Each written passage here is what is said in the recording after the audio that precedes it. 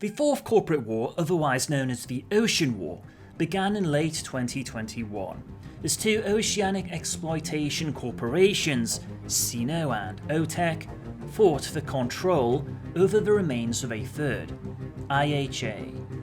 The rivalry was bitter and hostilities escalated rapidly after a brutal fiscal struggle. OTEC gained the upper hand by hiring Militech to protect their security interests. Sino responded by contracting Arasaka. The first attacks were carried out discreetly. Some mid-level corporate officials were assassinated, and some dirty information was stolen and revealed. Netrunners were hired by both sides, and they made dozens of attacks on data and stock holdings, which wrought chaos on the global economy.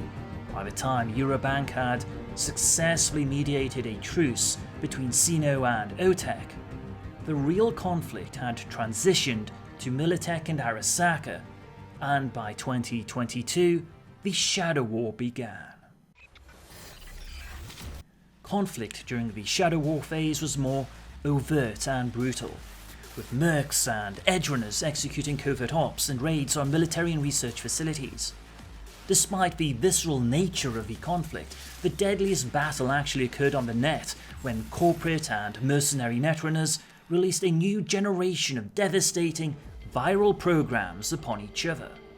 By June of 2022, Militech and Arasaka decided that niceties and subtlety were altogether no longer necessary, and the conflict reached the third stage, the Hot War, otherwise known as full-scale war.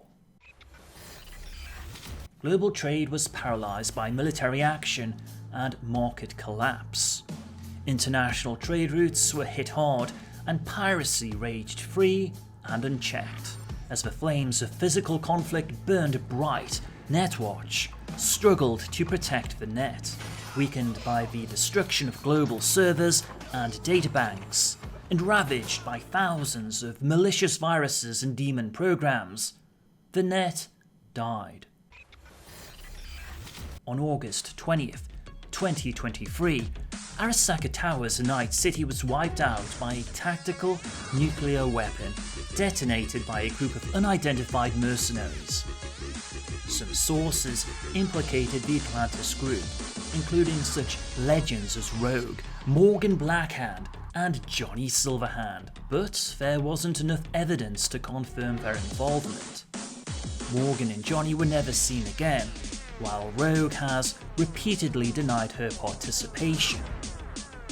Under pressure from the Japanese government, Arasaka finally conceded defeat at the end of 2023. Following the war, riot and rebellion burned in every corner of the globe. South America was still in political turmoil, and countries in Europe and Asia attempted to revive global trade by regulating the surviving corporations in order to re-establish government control after years of hegemony. In the United States, President Elizabeth Crest declared martial law in the parts of the country that remained under executive control.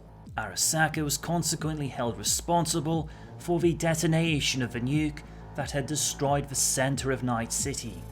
But rumors persisted that the Militech Corporation had funded the mysterious strike team and supplied them with the portable nuclear device. Society demanded an explanation, and President Crest exploited that sentiment to keep Militech on a short leash. Militech's assets were nationalized by the US government and used to strengthen federal rule.